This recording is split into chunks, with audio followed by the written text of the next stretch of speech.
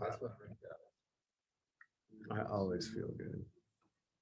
and then he walks away and you go, What was that? Did he just fleece me? Again?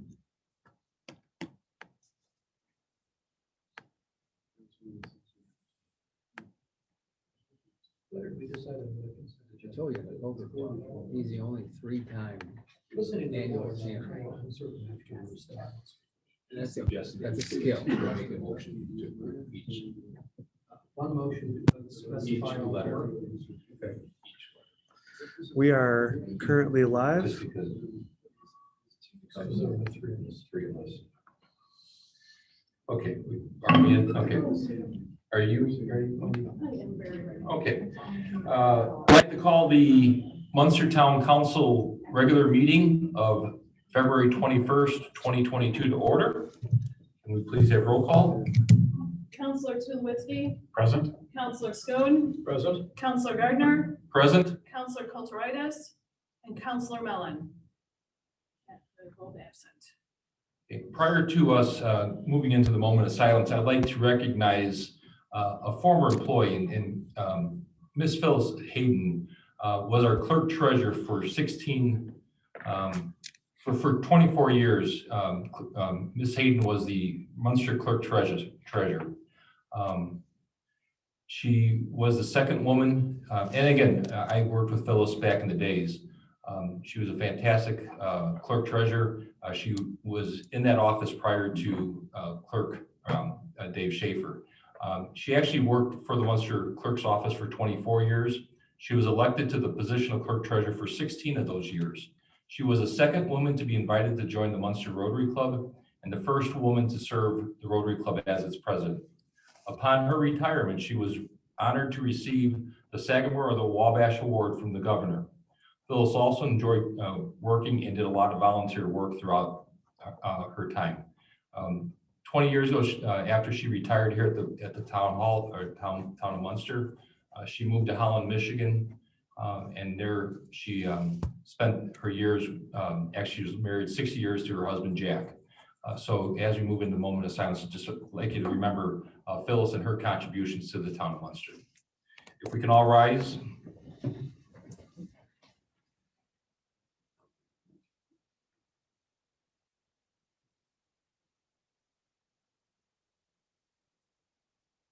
Pledge allegiance to the flag of the United States of America and to the republic for which it stands, one nation, under God, indivisible, with liberty and justice for all. Now we'll move into the public comment section. In-person public comment is limited to 2-minute maximum per person or 5 minutes for a group spokesman. We ask that you please keep your comments civil and constructive to public policy issues. We will, the speakers will be timed by the clerk treasurer, and this portion of the meeting should not exceed 20 minutes. You may also submit your public comments electronically. If you do have comments or questions about an item on the agenda, please email that question or comments to Dustin Anderson at danderson@munster.org. Mr. Anderson is our town manager, and he will ensure that all submissions are shared with the elected officials of the town. Is there anybody here that's wishing to speak from the public? Seeing none, we will move on to the consent agenda. Due to the fact that we have 3 counselors here tonight, we will take each item under the consent agenda, each letter item in its separate. So I'm just asking for a motion on the public declaration letter for the town of Munster. I move to approve item A. Okay. Second? Is there a second? Second. Okay, there's a motion, a second. Can we have roll call, or can we just, do we have to take a roll call with this? No. Just all in favor? Aye. Okay. Moving on to the approval minutes. I move that we accept part B of the consent agenda. Second. There's a motion, a second. All in favor? Aye. I move we approve part C of the consent agenda. Okay. Is there a second? Second. Second. All in favor, say aye. Aye. And Mr. President, I move that we accept the treasurer's report, part 4. Okay, there's a motion, a second. All in favor? Aye. Can we also get something for the water leak adjustment, that very important topic that we don't want to That was forget? number C. I think we covered them all. We got them. We got them all. How did I? You said something to begin with. Oh, you know what? I got the agenda that was in the board packet on Friday. Sorry. Okay. So no, but I'm good. Okay. Chuck, do you want to? I got this one. Okay. No, we're good. Okay. So now we're going back to old business. Ordinance 1854, amendment number 1 to the salary ordinance. This is the second reading on a pay rate equity effort by collectively throughout the town of Munster to try and get our employees up to a rate that is fair to all. We understand the importance of this to maintain our workforce. In fact, we lost 2 employees in the past 2 weeks. And salary was a portion of why they left. We looked at this, we've had a work study, we looked at this last time. We did make one adjustment to make you aware of in the clarifying language. There's a modification in there. It's a true up of wages in order to get all employees to be paid fairly and equitably. And it allows some latitude to the town manager and myself working together to true up a few employees. We found that we're in a grade that we're making less than those and a grade lower than those. And upon review, we found about 4 employees that impacts. So, so we do know that there's been some requests for job reclassifications, and we'd like to look at those at a later date. But this would be the pay rate increases. None of the numbers have changed. And it would be from the time that the employee is in position. Very good. Do we have any questions for the clerk treasurer and or for town manager? So this version takes care of the cases where there were inequities. Town manager, clerk treasurer to the amount of less than $2 per hour or less than 4,000 annually can be You got it. worked out. Exactly. And that's the clarifying language in this. That's the updated clarifying language, yes. Okay. Want to move to pass? Yeah, so I would sorry, hold on a second. I move to pass ordinance 1854 as presented. I second the motion. Okay, there's a motion, a second. Let me go to, has there been a, again, I'm looking at the report that was in the packet on over the weekend. Is there been an amount not to exceed? 4,000. Okay, Yeah, we looked at the largest differential and then mathed it out. It came to less than that, but we know there's going to be a difference between theory and practical application. Instead of having to come back to council for a small dollar amount, we're hoping that you'll support us and, you know, we'll do what's best. so that $4,000 amount works out to be about $2 per hour. Is Exactly. that correct? Okay. Okay. I have no other questions. Any other questions? Any other comments? Okay. Good job. Clerk treasurer? Counselor Schoen, Yes. Counselor Tulowitzki, Yes. and Counselor Gardner. Yes. 3-2-0. Okay, then we go to the next item under old business. Ordinance number 1855, which is the amendment to ordinance 1835, which is the ordinance amending the smoke-free air regulation for workplace and public place within the town of Munster. Tom, you presented last time. I'm not, do you have anything else to add to that? No, it's unchanged from the first reading. I think there was some, I think that the number of the ordinance was changed because it was out of order, something like that. But it's essentially the same. Any questions from the council? No. Just recognizing, I guess, that the 3 of us weren't here when the first ordinance was passed. I was curious if there was any thought to why we didn't exempt cigar bars and 2019 when it was passed. And I don't know that answer. Okay, I'd love to give you a long-winded, kind of intellectually satisfying answer, but I think the answer is simply we didn't contemplate it. And I don't think anyone contemplated a cigar bar. At the time, the American Cancer Society made a presentation, and the ordinance that was passed and adopted was sort of their model ordinance. And I think everybody agreed that it was a good idea, to kind of go with what the American Cancer Society was saying, and nobody really contemplated that cigar bars were a thing. And I don't know that they're a thing now, but, certainly we have at least one that is contemplating, an investment in our community. So I think that was what kind of spurred that. Leanne did ask a question at the last meeting about vaping in a cigar bar. And I did look at that for clarification. And the answer is no. You can't vape in a cigar bar because under the smoking ordinance, vaping is characterized the same way as smoking a cigarette. And cigarette smoking is not allowed. And so all this amendment does is allow for the smoking of a cigar in the cigar bar. So you can't go into the cigar bar and start vaping even nicotine. So that, I just wanted that on the record that we did answer that question. Why is it assumed that cigar bars are safer than smoke-filled restaurants?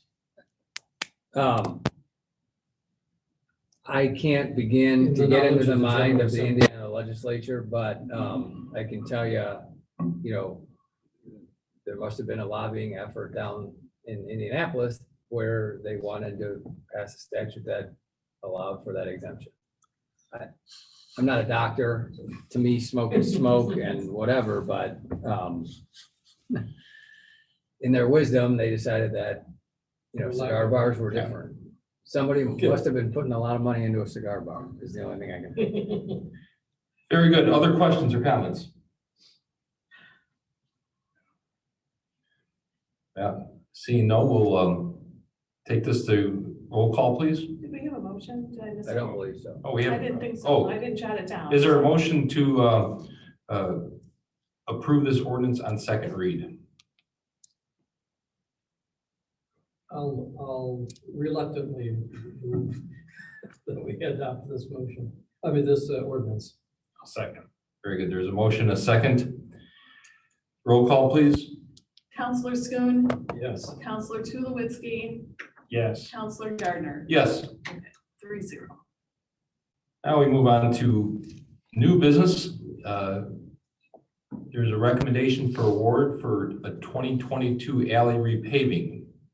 Mr. Anderson, do you have some background information you'd like to present or pass along to the council? There's a memo and a detailed proposal by our staff engineer, Jill DiDamasso. Every 2 years, we get a community development block grant. We have traditionally and would like to continue to use those funds to pave alleys in the northwest section of town. Before you are some bids. Milestone Contractors had the lowest, most responsible bid, and we would like to engage with them for some alley repaving in the town of Munster. Mr. President, I move to award Milestone Contractors North, Inc. the contract for the 2022 CDBG alley paving program at their base bid price of $358,993.10. Very good. There's a motion, a second. Yeah. Mr. Anderson, as far as the alleys are concerned, does this by chance include the alley north of Ridge Road between Forest and State Line? That alley is outside of the community development block grant area, the census tract where we can use those funds. So I can tell you that these alleys are not.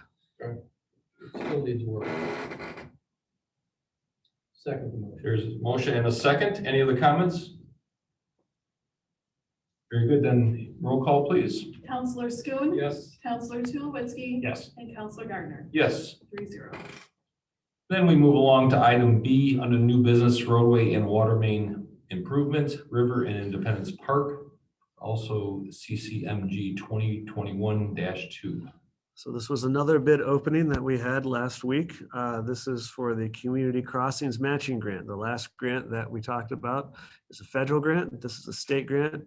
And we are getting dollar for dollar. This project will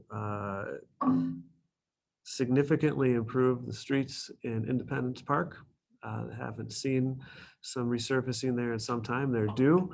It will also repave a section of River Drive where we will also replace a section of water main. So we would look for your approval to engage with Milestone Contractors, who again were the most responsive, responsible, and lowest bidder.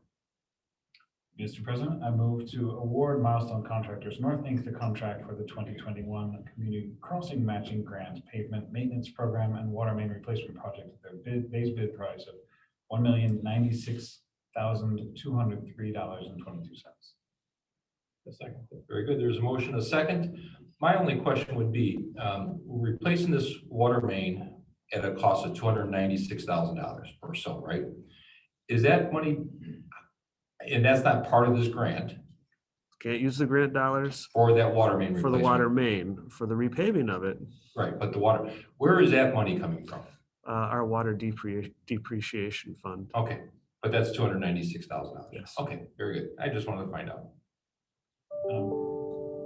My only other question is our experience working with this vendor. I know they've won the last two bids, but I haven't seen their name, I don't think, before. They have changed their name. I forget what they used to be. Walsh and Kelly. Oh my goodness. Chris is back. Walsh and Yeah. Walsh and Kelly did the lion's share of work for many, many years, and then they didn't. And now we are happy to see them be, again, the lowest, most responsible and responsive bidder. So this is the vendor formerly known as Walsh and Kelly. Yes, Okay. which is not the same as Walsh Construction. Yes. You're correct. Very good. There's a motion and a second. Any other comments or questions? Okay, clerk treasurer, please. Counselor Schoen. Yes. Counselor Tulowitzki. Yes. And Counselor Gardner. Yes. 3-0. Okay, then we move on to the Community Crossings Matching Grant 2021-2 LPA agreement. Another grant from the state of Indiana that we have secured. And we are looking for your permission to execute this grant agreement with the Indiana Department of Transportation. And it is for the same project that you just looked at. This is, recall, the issue where we had to have the resolution to allow us to see the contract, to allow us to sign the contract. So it is a little backwards. Normally, you will see the permission to enter into the grant before you see the bids being opened. But were we to do this in the order that INDOT wanted us to, in the order that you would typically see it, we would have missed the threshold deadlines for compliance of the grant. So I apologize, it's a little hinky, but under the circumstances in this particular instance, I think there's a reasonable explanation for it. So but I do apologize that you're awarding a grant for something you just awarded a contract for. I recall that conversation. So I would authorize the town manager to execute contract number 060525 with the Indiana Department of Transportation in the amount of $330,000.13 to resurface 0.895 miles of local roads and streets. I second that motion. Very good. There's a motion, a second. Any comments or questions? Okay, then clerk treasurer. Counselor Schoen. Yes. Counselor Tulowitzki. Yes. And Counselor Gardner. Yes. Moving along to item number D, or letter D, the SCH proposal for engineering services for the 2022-1 Community Crossing Matching Grant Program. Yet again, more work in our busy little town. This is to engineer the road improvements for the 2022-1 projects. In the proposal, you see that we are looking at the eastern portion of Camellia, Hawthorne, Cypress, Crestwood, over in that section, in addition to White Oak Avenue from 33rd to the River Drive. Very good. Questions or comments or a motion from the board or council? So I would move, what's the motion you need here, Justin? To engage with SCH for engineering services. Jill, is there a cost not to exceed that I'm not reading in this memo? Okay. Page 3 of SCH's memo. Project fee for a fee not to exceed $59,600. Okay, so I move to engage SEH for this project for a fee not to exceed $59,600. Thank you. And then on task 2, for a fee not to exceed $28,100. That was tasks 1.1 through 1.5. And also on task 2 at an hour rate basis not exceeding $28,100 without prior authorization by the town council. And because we belabored this point due to my mispresentation, I might as well go further and describe the differences between tasks 1 and 2. Task 1 are everything that happens before the bid is awarded, and task 2 is the resident project representative services, which is ensuring that what is awarded and constructed matches the bid specifications and the design that was given to the contractor. Very good. There's a motion on the floor. Is there a second? Second, right here. Second. There's a motion, a second. My question or I guess comment is this the first time that we're going to be working with traffic calming devices in this type of project? Part of the SCH scope is traffic calming. I guess One of the things that we've looked at, I'm encouraged that we're putting it in there. it is the first This is the time. first time? Okay. Yeah. We keep trying, but White Oak is the best street so far that we've chosen to Mhm. repave for some of these methods. Okay. River Drive was curvy, Independence Park doesn't have enough traffic on it. Elliott, we just kind of dropped the ball on, so We weren't ready yet. we weren't ready yet. So we feel like White Oak is a good candidate.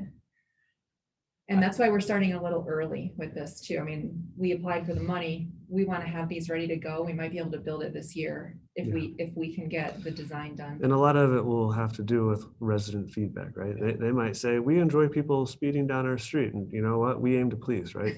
But in case they don't, then we want to have them involved in what the potential solution could be before it's designed. Well, I'm encouraged by that being included into the conversation at least. And again, I do think it is a lot of public education because much like you're saying, everybody that speeds down my road is always something that's doesn't live on my road is what my impression is. I think if you talk to the police, a lot of the people that speed down somebody's road is actually people that live on those roads.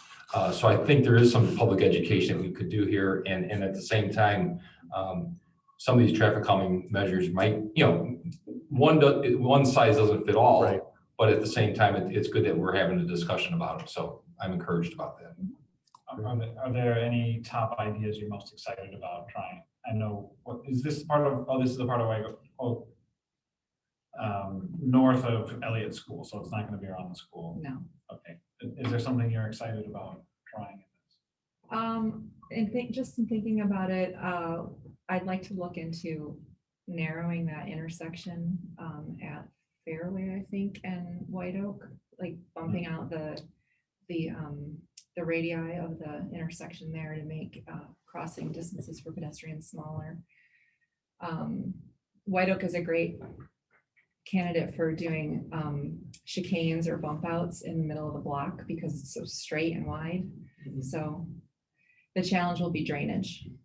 That's the only issue. I know there are a lot of kids that walk to school if you want to cross with the crossing guard and you live on the north side of Ridge, you walk down White Oak. So I think it's a good, it'll be interesting to get the community involved and try some novel things out that I suppose will also serve us by Manor and the train station and other things in the future. The idea is to scale some of these ideas, right? You try something new, you learn from what you try, and then you get better at it. And by the time those projects are in full swing, and we will likely be experiencing some of those growing pains with the arrival of that infrastructure from NICD, we'll hopefully be in a position where not only are we able to be responsive, we're able to do it pretty quickly and adroitly. Again, thanks for including it. And I think it's going to be an interesting conversation as we move forward. When do you think the actual work on that might be done? The construction work? Yeah. It's in there, the grants. I suspect that the grant would, so we've applied for money. So we can't bid this out until we've got the money. So based on past years, I'm expecting that grant announcement to be made in like April, end of April. Yeah. So if we're ready, and I think we can be ready with our documents to go shortly after we get the money, in which case we could bid it out in May. We could be under contract in June, or do contracting in June and have construction start in July. And so we'd be, as far as involving community members in the idea, that would be before we get the money? Yeah, it's gonna, because There's it's no gonna reason we have to the be, money to. no, talk and about we the should idea. really look into doing it sooner rather than later, just to get some ideas, because there's no point in wasting time if everybody's gonna hate something. Yeah. We get But we questions need to about wait till it gets speeding in warmer, too. residential neighborhoods a lot. Yes. And there are people who aren't on White Oak who will be very interested in what's going on. Thank you. Very good. Other questions or comments? There is a motion and a second. Seeing no other questions or comments, Clerk Treasurer? Counselor Schoen. Yes. Counselor Tulowitzki. Yes. And Counselor Gardner. Yes. Moving along to the Raise Grant Support Proposal. There's a proposal here from the town manager with regards to some additional engineering work for a grant. Dustin, would you like to explain a little bit more? Yes, absolutely. I'm going to pull this up for the benefit of the people watching at home. There we go. So it recently came to the town's attention via Congressman Mervan's office that the Federal Department of Transportation has over $1 billion worth of discretionary funds for grants that communities can competitively apply for. RAISE is the name of the grant. It is an acronym. I haven't committed to memory what the acronym stands for, but I believe it's inspirational. Rebuilding American infrastructure with sustainability and equity. Thank you. Yeah, we're Appropriately inspirational. So these are very similar to the Tiger grants in function and administration, if you're familiar with those grants of old. Our streetscape plan that we have worked very hard on as a community, and council has provided feedback and adopted as a vision, fits very nicely with the goals of this grant to increase multimodal transportation opportunities, increase water quality, and tie transit networks together.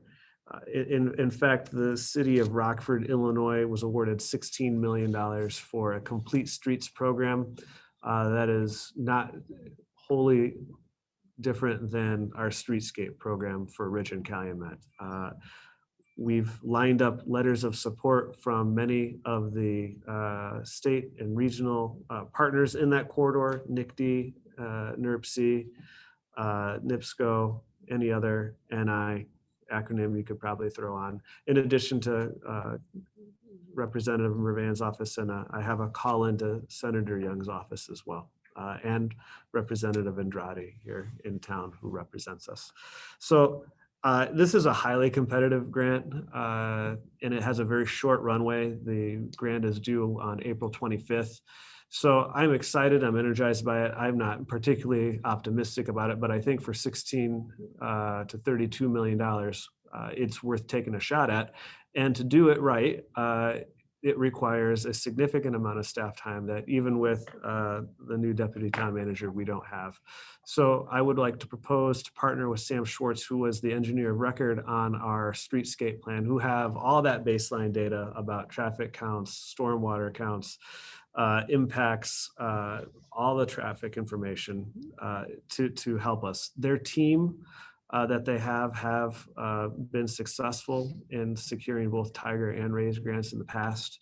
So there's a in-house competency there that is absent here in humble, small Munster. And I would ask that you allow us to partner with Sam Schwartz for a cost not to exceed $10,000 to take a shot at this. It is admittedly a long shot, but I think it's worth. It is very, very, very much worth the shot. It's like, it's a pretty good odds, good payout, 10,000 for 34. Mr. President, I move that we authorize the town manager to enter into an agreement with Sam Schwartz Engineering to assist in our application for the Department of Transportation Raise grant funding at the cost not to exceed $10,000. Second. Thank you. There's a motion and a second. Any other comments? Clerk Treasurer? I was just gonna say, one other thing that you had shared is that even if we don't get this, we can pick some of the elements out of this report and apply for other grants. That's a great So point. There's potential down the road. It's not all sunk. Yeah. So I thought that was one of the better Yeah, I think pieces. That's a good point. Thank you. also, the more practice writing grants for major things like this, with there's at some point more than $1 trillion approved for infrastructure. I think it's also a good skill and relationships to maintain with the towns. I think this is great. Thank you for going. If you just look at the last 4 items on the agenda, those were also grants that we did win. Let's keep it going. Let it ride. Very good. Clerk Treasurer, roll call, please. Certainly. Counselor Schoen. Yes. Counselor Tulowitzki. Yes. And Counselor Gardner. Yes. Next item on the agenda is the purchase of the street division chipper truck. This is a revised payment schedule. I believe we've approved this purchase, but it's just a difference of funding, how it's going to be. Is there a quick synopsis of this that you want to present to the council? It's the difference between the chassis and the rest of the body of the truck. So instead of paying it to vendor A, all of it, we're paying it to vendor A and B. Okay. Mr. President, I do in fact move to approve split payments for the 2022 dump truck purchase in the amounts of $44,431.50 to Garber Chevy for the chassis payable upon delivery to W.A. Jones, and $34,385 to W.A. Jones for the body payable upon completed vehicle, i.e. assembled chassis and body delivery to Public Works. Am I wrong, or is it Carver Chevy? It's Garber. It isn't? Yeah. Then I've been writing my checks wrong. I'm sure they've been cashing them. I'm sure they have no difficulty. Very good. There's a motion and a Second. second. Okay, very good. All on the edge of our seat. Yeah, Counselor Schoen. Clerk Treasurer, roll call, please. Counselor Schoen. Yes. Counselor Tulowitzki. Yes. And Counselor Gardner. Yes.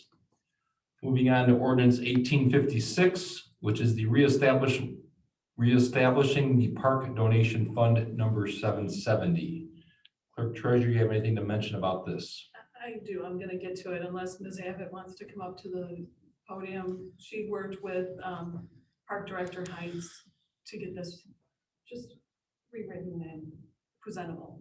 The fund was created more than 20 years ago in order to receipt in donations, sponsorships, those kinds of things. And over the years, we've started using it also for programs. Think about things like, it's more special events than programs, things like the car show, Big Wheel 500, that kind of thing. When people make these donations or these sponsorships, they may give, say, $100. The event may cost $99.50. what do you do with that 50 cents? We have a lot of restrictions on us on what we can do. Mr. Heinz and I were working together to come up with a policy for how we could use those monies for other things within the park department when we discovered that the fund had never officially been created. So what you have before you is an ordinance to create the fund, ratify all the activities that have happened over the years. It's been audited many, many years, no problems there. And authorize then the using of the quote surplus funds when a program is over. Thank you, Tricia. I would, Mr. President, I move to hear ordinance 1856 on first reading and set second reading for the next regular town council. Thank you. Second. There's a motion, a second. Any comments, questions? Very good. Roll call, please. Counselor Schoen. Yes. Counselor Tulowitzki. Yes. Counselor Gardner. Yes. Okay, then we move on to ordinance 1857 and 1858, which is, this is the amendment to the utility rates for the water and storm water rates. There's been a number of work studies that the council has reviewed information from our staff and also New Gen, our consultants that have worked with staff on this project. Tom Andrew, would you like to give further updates and clarification or kind of methodology with this? Well, without reading the memo associated with the packet, we looked at a number of different scenarios after sharing with council some revisions and answering some questions they had about different assumptions and policies that could be included. So the culmination of that is 3 different versions of the water rate, and 2 different versions of the stormwater rate. So ideally at this evening, you'll choose one of each for first, and then there will be a public hearing next month in March, and then ultimately an adoption of those rates at the meeting on the 21st. So there, of the 3 water options, there's the original cost of service recommendations, which for the person in the audience or for the person listening to this on a recording later, that is simply the cost it takes to break even running the utility safely and reliably, right? That will bring us into a place where we can have the capacity to be more proactive with our maintenance. Eventually, we'll get in front of the number of water main breaks. Currently, we have an unreasonable amount of water main breaks. But there is on council, appropriately so, a sensitivity to the magnitude of that rate increase. It will not be insignificant. Clerk Treasurer Miss had a good idea of taking a portion of the ARPA funds, the American Recovery Plan Act. I have to pause because I, in the memo, wrote it wrong a number of times, and thankfully people caught that for me. So we received as a town a little over 5 million in those funds, and we have utilized about 1.5 million of those funds already for purposes essential to the community.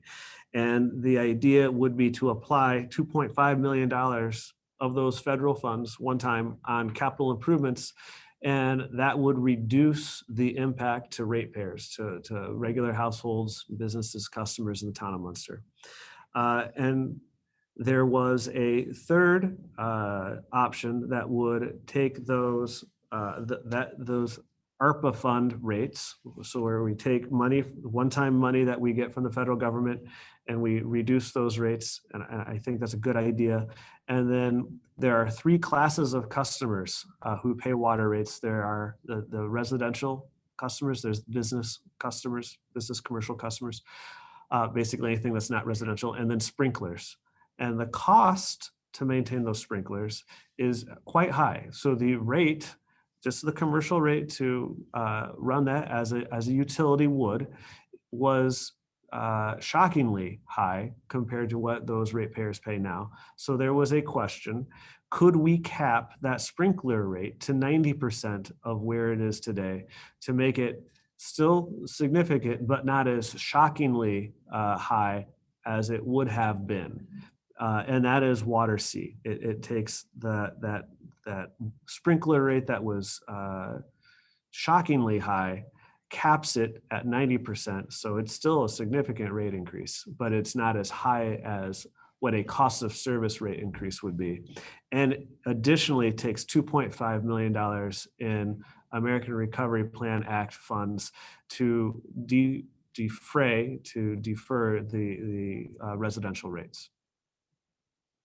So, and stormwater A and B, the revised cost of service recommendations for Storm A, in the first iteration of that cost of service study that you saw, the cost of maintaining the stormwater utility is very high. We have a lot of street flooding, we have backyard flooding. It is not uncommon to have backups in homes. If we wanted to be as maximally interventionist as possible, there was a rate for that. There were legitimate questions about the capacity, our staff capacity to scale up and do that much work. So council asked us to get our erasers and sharpen our pencils, and we did. And that's the rate that you see in Storm A. It is a attainable magnitude of work that is more than what we're doing now. And then there was a question just to see what would it look like for residential ratepayers if we were to eliminate the faith-based exemption that the institutions in Munster currently enjoy that do not pay the full freight of their stormwater, right? So if there was a business that had a parking lot the size of, I'll pick on my home parish, Ms. Bickle or Father Mike, I hope if you're listening, you don't get mad at me. But if there was a business that had a parking lot that large, they would be paying X, and St. Thomas More pays X minus Y. So Stormwater B treats both parking lots as a parking lot, right?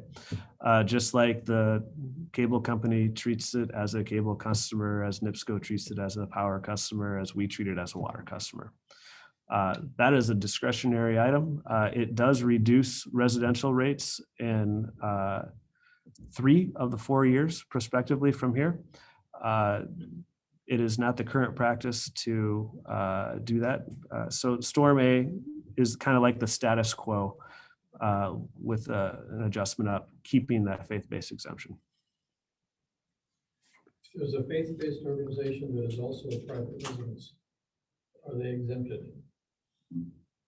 I don't know the answer to that question, Councilor Schoen. Okay, so I believe there's one on Ridge Road.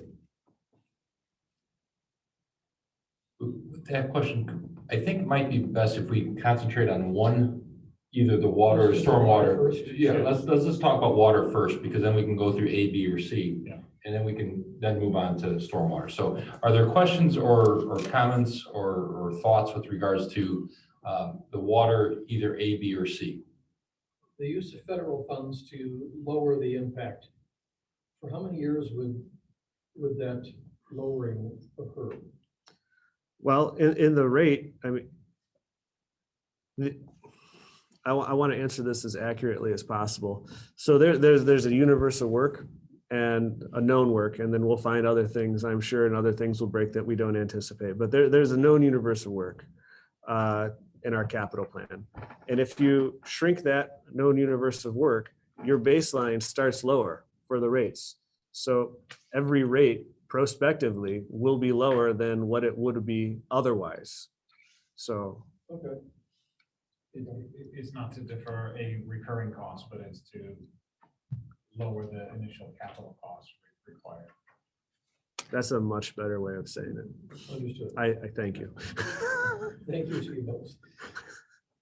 The one thing I was trying to ferret out from the different memos, and I think it would be good if by second reading in March, we can have a clear presentation of it. It's just the comparison between A, B, and C for like a typical resident. Maybe 5/8, 1 inch meter, and then sprinklers. So it's a little bit easier to right, to really compare and make the decision. And so I was hoping that But if you're you looking could for, lay that out yeah, for us. So I could tell you that the lowest resident rate is water B. The lowest sprinkler rate is water C. Mhm. And both B and C are lower than A for the residential rate. So if you wanted a lower residential rate, you would choose B or C. If you wanted to make sprinkler customers, if you didn't want to shock sprinkler customers and enrage them, you would consider water C. I think though what we're looking for is what the Specific what outcomes would be. Nugent put together on an average annual 5,000 gallon amount would be. And I think part of this is if we can give clear direction on what one we're going with, then I think it'll be easy for them to come back. Nugent or staff to say, here's what the 5,000 gallon customer is going to use, or in a business, the annual 67,000 gallon customer as a business owner would have, right? Is that what kind of what you're looking at? yeah, basically, what is a monthly for, not at the risk of maybe repeating what you just said, is I'm a monthly customer now. I have a 5/8, so the smallest connection from my house, sorry. Like me, Like- like you would take mine, Or mine. perhaps, yeah, like you've got 2 extra kids. And So, well, with 5,000 usage, so this is what I pay now. Under A, I would pay, X, so I get a sense for what the percent increase is, or the actual dollar amount is probably more tangible. And I know that's gonna be the highest of the three. For my case, B would be the lowest of the three, because I don't have a separate meter for sprinklers. But for someone who does, then B would be quite high, I understand, and we've capped that at 90%, that increase under C. So just to be able to see that, so we can make an informed decision of, Sure, what the That's sensitivity is. perfectly reasonable. I'm sorry I didn't have that tonight. Well, and I really like water, the C option. I think including the ARPA money is wise to do in this situation. I also think looking at what we received last month about we're still able to reduce the residential customer down from whatever this was at that time, $5 and over $5 down to $4.78, I think is good. And at the same time, the sprinkler customers, if we would have went with the original, original option A, their current bill, if it's at $53.96, jumps up to $200, which I think is astronomical. And I think this option C, capping that at 90%, that's going to be a big raise, a big increase anyhow, but it's certainly not the $200 from a $50 cost to $200 cost. So I do like the water option C. I do think if we could get some target numbers about gallons used, I think would certainly help explain what we're trying to do here. Do we have to choose the options today and then a month from now we confirm it with the second reading? Or It would be helpful, I think, if you were to do that, and amendments can be made between here and there. So if I bring you a typical water bill for each one of those use cases that you've asked for, and tonight, for example, you say, well, we like water C, and it's yada, yada, yada. That can be amended between here and there. Based on what you've seen and what information you have. And so I think I know where it's going, but are you able to put because Chuck, you just put some numbers to 53.96 up to 200 under Plan A. Is that somewhere buried in here, or should we wait to that? Like, what is it under B and C? The monthly. I'm only using the February 7th report that Nugent put together, and they're using water rates A in that report. So what I did is I looked at water report A, those numbers at 5,000 gallons, 67,000 gallons for businesses and whatever it was for sprinklers, and said, oh, we know it's going to be less than that amount. The average homeowner that uses 5,000 gallons, if we went with water option A. Now, Dustin, I'm getting myself over my skis here a little bit. Make sure I'm reading this correctly. Their current bill is $18.50 for 5,000 gallons. That would jump up to $28.39 if we went with water option A. Water option C reduces that rate approximately 90 cents per unit measured. I'm not exactly sure what. And so we're going from $18.50 to $24, $25, and that's purely a guess. But is that similar to what you're thinking? I can give you specifics for each use case, for each meter size. I'm sorry, I don't have that for you right now. That's okay. I know we wanted to get it. We've seen a lot of studies. And so I'm glad that it's in here so we can get moving on it and have that. My assumption is that going from B to C, which is C is where we cap the sprinklers, that the impact on all residents without sprinklers is kind of marginal from B to C. And this amount of savings or saved impact on the sprinklers is quite significant. So that's the really trade-off that I just want to know what it is. But I mean, I'm leaning towards C because I don't think anyone ought to have their rates go up an exorbitant amount, and it will already be significant. Okay. Very good. I think that would be good information to have. So, other comments with regards to the water rates themselves?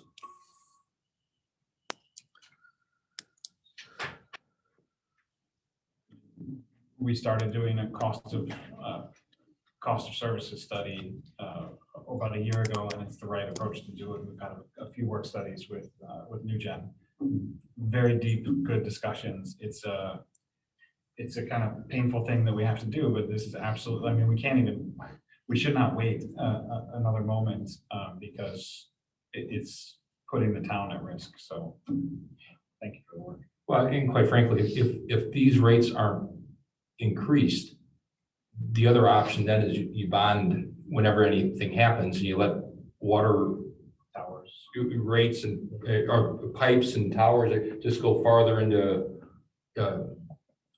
poor maintenance and everything else, and we're bonding them the money, and now we're paying taxes and everything else on that, or interest rates and things like that. So this is, I think it's sound stewardship to do something like this. So. And one thing that I learned, I didn't know before the NewGen presentations, is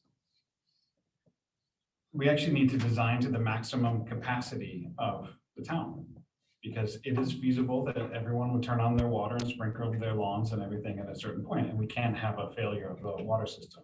So that's why if you have a larger meter at your house, or if you have 2 meters, one for sprinklers and one for this, we actually have to design more tanks and more infrastructure so that we can meet that demand, whether everyone ever does turn on all their sprinklers at the same time. So that was important information to me. If you have a larger meter or you have sprinkler systems, so then you have 2 meters, you're putting a much higher demand on the overall design of the system. And that's why, and the economics in the rates are just making that reality an economic reality, which many people might not know. When they're buying a house, they want to have sprinklers, so they want to have a bigger water meter, but this is the impact that it has. So that I just mentioned that because maybe not everyone knows that. I certainly didn't have that. Very good. Then the question, that's all I had for the water. Okay. For the storm, it's a similar question, right? What's the impact on residents by going to B versus A? And I do like the perspective you've brought of NIPSCO, cable companies, other utilities.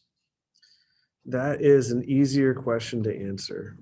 And I can provide that if I were to, if you pull up Storm A and then Storm B, it's laid out in a, so Storm A would be, the residential fee is currently $14.76 per month. Prospectively, it would be $23.29. And with the exemption of faith-based organizations in place. And that 23-29 would be for the balance of this year, 2023, 2024, and 2025. With that exemption eliminated, the residential rate in 2022 would be $21. In 23, it would be $22. 24, it would be $23, and fiscal year 25 would be $23.29. So in 3 of the years applicable in this rate study, the residential rate would be no more than $1.29 less. $1.29, Yeah. 229. 220. $2.29.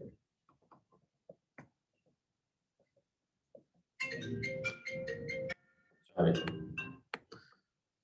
Someone heard about the sprinklers. Yeah, they're already calling. Cat's out of the bag. And the impact on the faith-based organizations, is that shown in the bottom? What are their, Yeah. how are their bills impacted?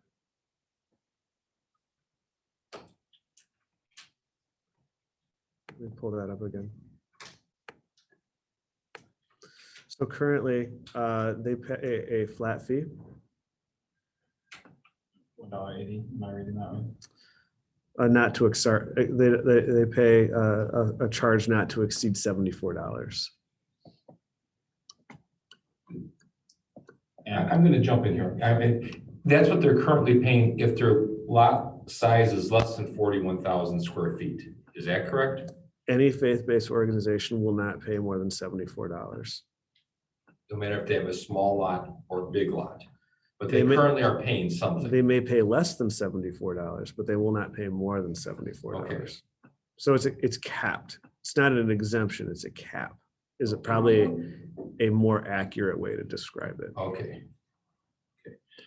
So what you're proposing, and I'm sorry, Counselor Tulowitzki, if I jump in here, what you're proposing, or not you, but what staff is proposing, or what option B Well, talks I would about say what option B is presented. is presented as, because I don't want to I run out of St. Thomas. The thought, You said it, you said the it. thought exercise Yeah. that we're discussing is treating a large parking lot like any other large parking lot. But this is not unsimilar to the sprinkler customers, right? Like, that's a pretty big increase. The cost of service business case says we have to design the system to meet the capacity, but holy cow, that's a lot. And the delta on the residential is marginal, right? So you've got a big impact and a little impact. So how do you want to balance that? For the residential, it looks like it's for 1 year, $2.29. Is that per monthly? Okay, so $25 a month and then 12, or $25 for the first year, 12, 13 for the second year. It's based on the size of the parking lot, ASTRO, yeah. but not all parking lots are equal. In that some of them have rain gardens nearby, or impervious. They are pervious, so the water will soak through and not go into the sewer system. Some parking lots do. I would say I cannot tell you a commercial or faith-based parking lot in Munster that does, but you were right. Centennial South Lot has that. Because that's one of the things we pushed. Yeah. But, okay, and I'm not familiar with any. Pardon me? School town. Okay. Behind, by George A. I can't. That's impervious. That's cool. School town behind Door J. Yeah, okay.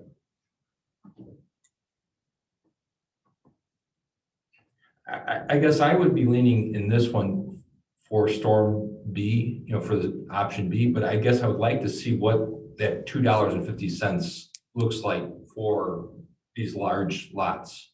And again, part of my, and also a real definition of what is a faith-based.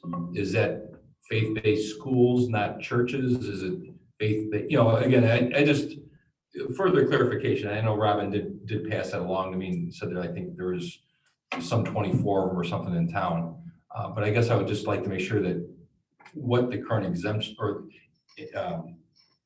what the capped amount is, And looking at what this $2.56 is, maybe the cap amount gets larger. You know, we cap it at a larger rate or something, but I guess it's hard for me to figure out what $2.56 is times the square footage. So I do think that there's no difference, you know, water doesn't know difference between a faith-based parking lot and a business parking lot. And we have to do service and maintenance on all of them. So I get that concept, but I just want to make sure I know what dollars we're talking about here. Because again, I think there is also a commitment and there's a necessity for, you know, groups and organizations to be involved here also. So again, I would be leaning towards storm option B, but I would like to find out what that 256 actually means. Okay. Yeah, I would have the same, very similar comments. You just, and the other thing is that this lasts for 22, 23, 24, and then it evens out for residents under B. So in perpetuity, there's no benefit to residents by going with storm B. What's the impact after 24 for the faith-based organizations after storm B? Their rates After are 24, I should say. after 24, after 25. Whenever it evens out for, so I guess 25. Like the commercial customer, their rate would stay the same. We do have a large number of people in town who do not belong to any faith-based organizations. And I do have a problem with their subsidizing the storm sewer rates for those organizations. I say that as a member of one of the organizations that would be taking advantage of it. Yeah, I think just like this, it probably makes sense like we've done, I think that's what you said, John, so sorry again if I'm repeating you. Like we've done with the sprinklers, let's put a reasonable cap on it. The last thing you want to do is have our faith-based organizations hit financial hardships. People who are donating to those organizations, that money might now all go to this. So I think to make it more equitable, but not catastrophic for those organizations for that period of 3 years. And again, anything that we pass tonight on first read, we can always make alterations at the second reading, correct? You can always make an Amendment. So even that we're making a motion tonight for certain things, I think what it just does, it gives clarification to staff to get further information to us. We also, this second read will not be scheduled until a month from now, so we can have the proper public hearings or public notices in the paper, you know, proper, you know, discussion and feedback and everything else. So, so again, I think this is good that we're doing this, but again, I think there is time for us also to review this also as we move along. If you think about it, the whole process lends itself to an amendment after the first reading, right? Because you have your first reading, then the public comment. So you're supposed to take into account the public comment and then pass the ordinance, taking into account all you've heard. To do it otherwise says that the public comments aren't important, There you go. and they are. Right, which is why the whole thing is set up the way it is. Yeah, and that's why there's a little bit more time in between the first read and second read. My only question, I guess, is ASTRO on the stormwater. What does that abbreviation mean? It's, and Jill is probably rolling her eyes behind me, but it's an She's just laughing yeah. profusely. it's an acronym for an impervious surface. Yeah, I'm not sure what the letters stand for either, but it's a measure of the impervious. Okay. Okay. So a parking lot that has pervious asphalt, that's the porous asphalt, Mhm. gets a better ranking there, and square footage times that is a lesser amount. Yes. Okay. Okay. Interesting. Yeah, I'm leaning towards water C and storm B, but I would like to see the impact on faith organizations for storm. Makes sense. And then those comparisons. If I could have a motion to that effect, and then that way we can, like I said, we can always amend these ordinances and motions as we get the second read. Okay, so. So you want me to help you with this? Yeah. So I think you want to make a motion to hear ordinance 1857 and 1858 on first reading tonight with option C on the water Order C. and option B for the sewer, setting the public hearing for March 21st and setting the matter for second reading after that public hearing. That was options B for both. No, No, C for water Okay, and No, B for storm. and B for storm. Good, That's what you were And thinking too? that's what I was thinking. Okay. Good. That's my preference. So there, we'll But I take, can't make a motion. we'll You have take to say- Dave, we'll take what Dave We can said. say so moved. You Yes. can. You want to say that? So moved. Okay. Second. Okay, there's a motion, a second. We've had all kinds of discussions. Is there anything more that we want to discuss? I do want to thank staff for all their efforts, putting this stuff This has together. been a Herculean task. I'd like to take a moment just to thank Wendy, Patricia, Steve Gunty, Dave White, Chris Spolnick, Jill DiDamasso, all the people that have worked on this. It was, Did a- Patricia it, hear that? it was a team effort. It was a great opportunity to work together across departments. It was a good experience. So thank you for your courage and bravery and taking this seriously and running this as a utility as suggested by the consultant. And I'll stop congratulating us until there's actually a real vote. Okay. Clerk Treasurer. And where do we hide when the first bills come out? In the clerk treasurer's office, we would love to have you that week. Yeah. Help and answer phones and. Roll call will be Counselor Schoen, how do you vote? Yes. Counselor Tulowitzki, Yes. Counselor Gardner, Yes, 3-1, or 3-0. very good. Any reports? Any portfolio reports from the counselors? Upcoming meetings, there will be no meeting on February 28th, but before that, there will be a special event summit of different community groups and organizations on February 23rd here in the town hall.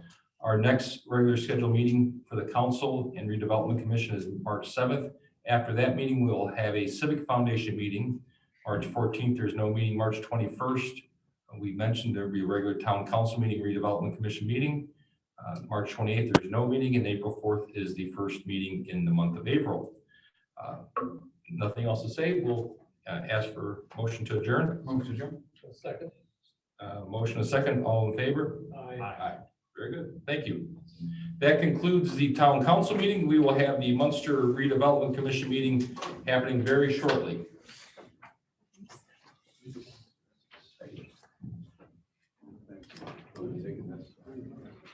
How are we doing, Mr. Castro? Doing well. Paul, how are you? Good to see you. You too. You know, for those students here that want to take pictures, we're going to go through this meeting very quickly. It's going to be less than probably 2 minutes. And then we will get on to the, all the pictures and everything else. If I could just call the redevelopment commission meeting, regular meeting. Students, you want to take pictures, you can come up here just in a second. Call the redevelopment commission regular meeting to order. Roll call, please. Commissioner Schoen, Present. Commissioner Tulowitzki, Present. Commissioner Mellon, Commissioner Kulturitis, and Commissioner Gardner. Present. We have our liaison to the school board, Mr. John Castro, in attendance tonight. Thank you, John. Nice to see you. Nice to see you. Thank you. Is there any public comment? Anybody here wish to speak to the redevelopment commission? Seeing no public comment, we'll move on to the consent agenda. I guess we probably should do this the same way as we did the town council meeting. Can we just have approval for the minutes? I move we accept part A of the consent agenda. Second. There's a motion, a second. Roll call, please. I think we did a voice vote last time. Okay, we can do voice vote. All in favor? Aye. I move that we accept part B, confirmation approval of voucher registers. Second. There's a motion, a second. All in favor? Aye. There's no old business, nor new business, no reports, no announcements, and motion to adjourn. Okay. Second. Motion second, all in favor? Aye. Aye. Okay, very good. Thank you very much. It was, in fact, 2 minutes.